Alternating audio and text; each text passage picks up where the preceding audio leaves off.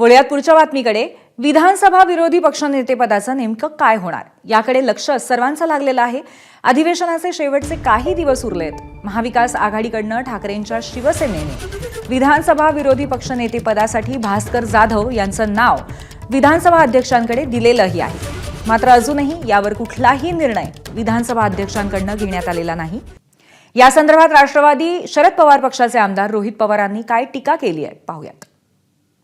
मी म्हणालो होतो, लोकशाही खऱ्या अर्थाने या सरकारला आणि अध्यक्ष साहेबांना जर कळत असेल तर विरोधी पक्षाचा जो निवेदन नाही तर जो काही प्रस्ताव हा विरोधी पक्षाच्या तिन्ही पक्षांकडे जो गेलेला आहे तो स्वीकारला जाईल. पण जर लोकशाही यांच्या मनामध्ये नसेल तर तो स्वीकारला जाणार नाही.